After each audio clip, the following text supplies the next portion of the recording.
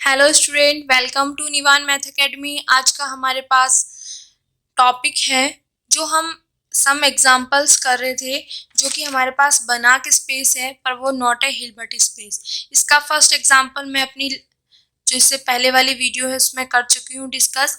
आज हम इसका सेकेंड एग्जांपल करेंगे। क्लियर?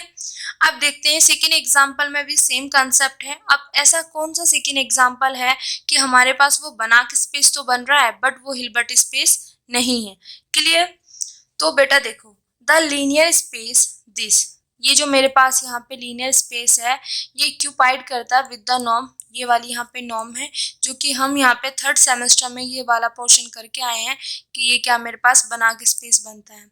ठीक है, और जहाँ पे ये एक्स जो है वो बिलोंग कर रहा है इससे। Is not a inner product space, hence not a Hilbert space.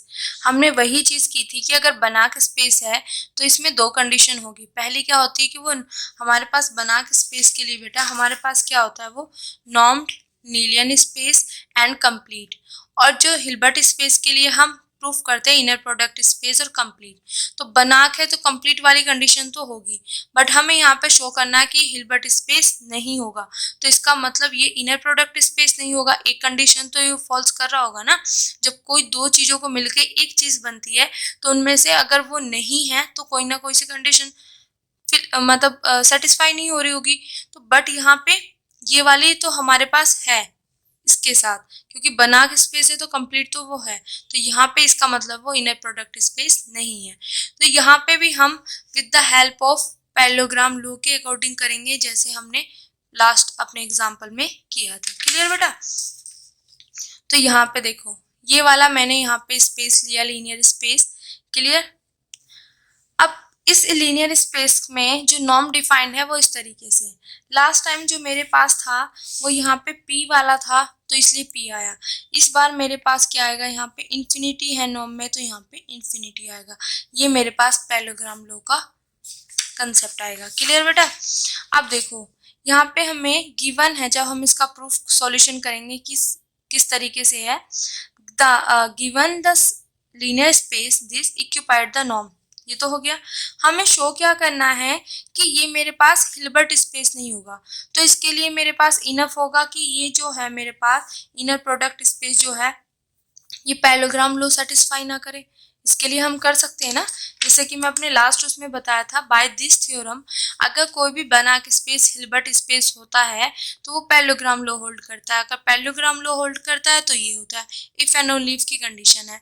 तो मुझे इसको मतलब हिल्बर्ट स्पेस नहीं दिखाना, तो लास्ट क्वेश्चन की तरह मैं यहाँ पे ये दिखा सकती हूँ, दिखाएंगे हम कि ये पैरेललोग्राम लॉ जो है होल्ड नहीं करेगा। अगर पैरेललोग्राम लॉ होल्ड नहीं करेगा तो ये बना के स्पेस क्या होगा, हिल्बर्ट स्पेस नहीं बनेगा। क्लियर बेटा?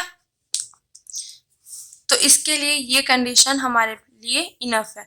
तो it cannot be obtained from an inner product since this norm does not satisfy the parallelogram law। यहाँ पे पैरेललोग्राम लॉ सेटिस्फाई नहीं करते हैं।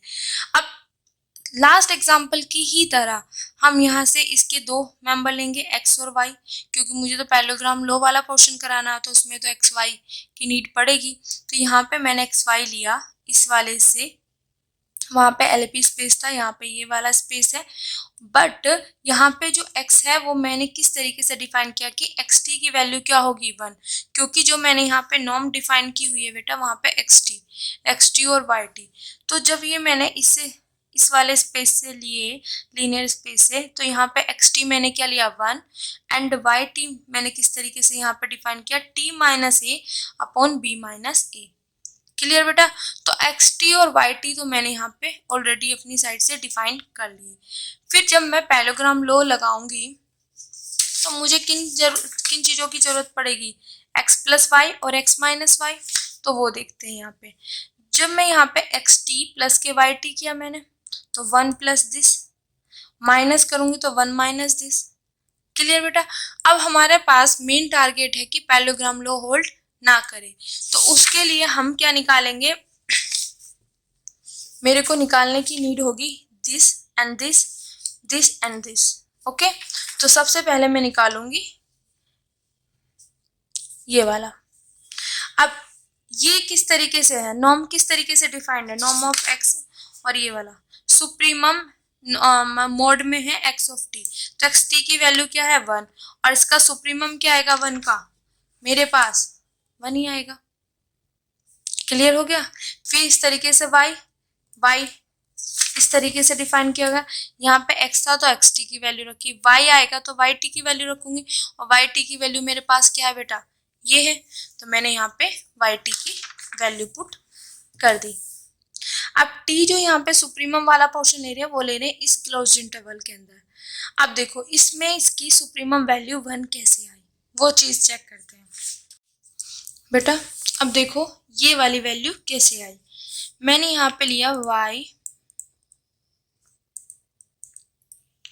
Supremum t belongs to this, और यहाँ पे मेरे पास क्या t minus A upon B minus A.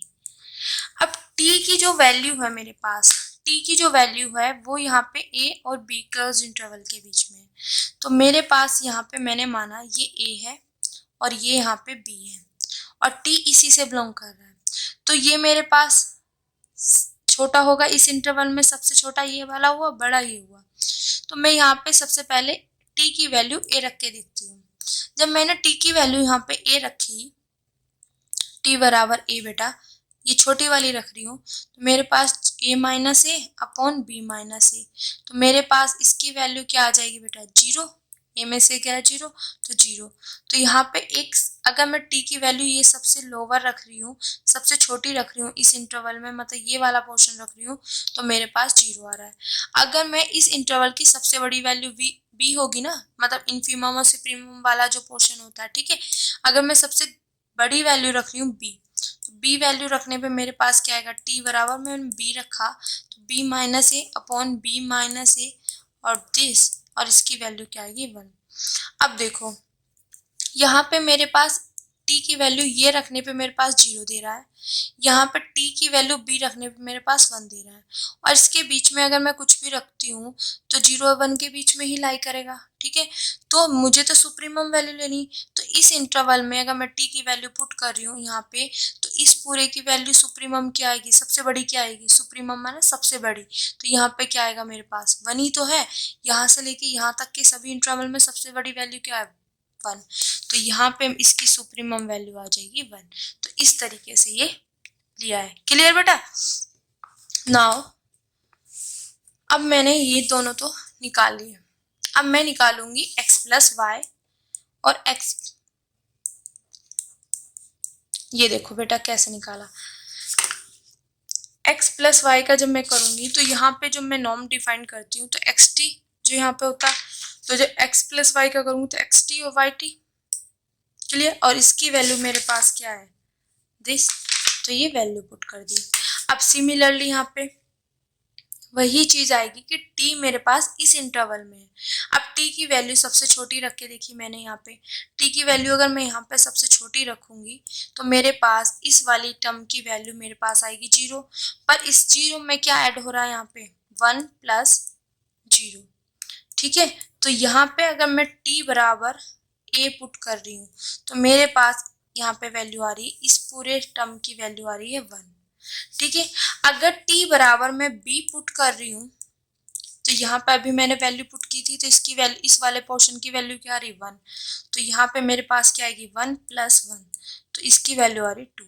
तो सिमिलरली जब यहाँ पे इस वाले केस में बता रही हूँ बेटा, यहाँ पे हम गए तो मेरे पास इस केस में इसकी वैल्यू यहाँ पे 1 है और यहाँ पे है मेरे पास 2, तो 1 और 2 के बीच में ही होंगी, बट इसका मुझे तो सुप्रीमम चाहिए, तो सुप्रीमम मतलब सबसे बड़ा, तो इस इंटरवल में जो सबसे बड़ी वैल्यू होगी वो क्या होगी मेरे पास 2, तो इस हाथ से लिख दिया मैंने 2। क्लियर बेटा। सिमिलरली अब मैं आती हूँ इसमें, ये सब चीजें वही सेम है नॉर्म, ठीक है। अब यहाँ पे देखो t की वैल्यू मैंने यहाँ पे a रखी, तो मेरे पास इसकी वैल्यू क्या आएगी 1 minus A upon B minus a this, तो यहाँ पे मेरे पास आ जाएगी 1, ओके।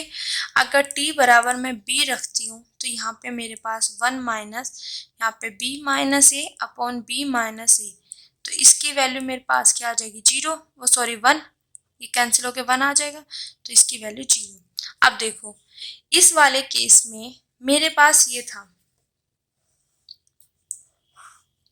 इस वाले केस में ए पे मेरी वैल्यू आ रही है 1, ठीक है, पर बी पे मेरी वैल्यू आ रही है यहाँ पे 0। तो ये जो वैल्यू यहाँ पे इस वाले केस में आ रही है 1 से 0 तक आ रही है, पर मुझे तो सुप्रीमम चाहिए। बेटा देखो यहाँ पे ए पे आई मेरे पास 1, बी पे आई मेरे पास 0, तो जब इसके बीच में जाएगी तो 1 से 0 तक जा रहा है तो कम ही होता जा रहा है ना, ठीक है। बट मुझे क्या चाहिए, सुप्रीमम। सुप्रीमम इन सब में क्या सुप्रीमम होगा, 1, तो यहाँ पे आ गया 1। क्लियर। तो with the help of diagram की हेल्प से करो कि हमें तो सुप्रीमम लेनी है, इस इंटरवल में मैंने ये वैल्यू पुट करके देखी है, फिर इसी के बीच में तो होगी, इनमें मुझे सबसे बड़ी वैल्यू चाहिए, तो वो उसी की हेल्प से मैंने यहाँ पे निकाल ली। क्लियर बेटा, आई होप आपको ये चीज अच्छे से समझ आई होगी। ठीक है बेटा, यहाँ पे कोई भी डाउट नहीं है, सिर्फ डायग्राम की हेल्प से हमें करते जाना है। ओके, अब देखो मेरे पास ये सब वैल्यू आ गई। अब मेरे पास जब मैं पैरेललोग्राम लो करते हैं हम, तो मेरे पास जो एक होती है LHS, this is the RHS। अब मैं LHS यहाँ पे मैंने निकाली बेटा, LHS निकाली। LHS में मेरे पास इसकी वैल्यू क्या आई है, मेरे पास 2, और इसकी वैल्यू मेरे पास क्या आई है बेटा, 1, ठीक है। तो यहाँ पे मैंने वो वैल्यू रख दी। तो 2 का स्क्वायर, 1 का स्क्वायर, 1 का स्क्वायर 1, 2 का स्क्वायर 4, 4 प्लस 1 5, तो ये मेरे पास आ गई 5। This is the equation number first. Similarly मेरे पास LHS वाला पोर्शन क्या होता है, ये इसकी वैल्यू फाइंड की मैंने। जब इसकी वैल्यू फाइंड की तो इसकी वैल्यू मेरे पास क्या है 1, इसकी वैल्यू भी क्या है 1, तो ये 4 आ गया। अब इक्वेशन नंबर फर्स्ट और सेकंड से 4 इक्वल टू 5 तो कभी हो नहीं सकते, तो इसका मतलब ये इसके इक्वल कभी नहीं हो सकता।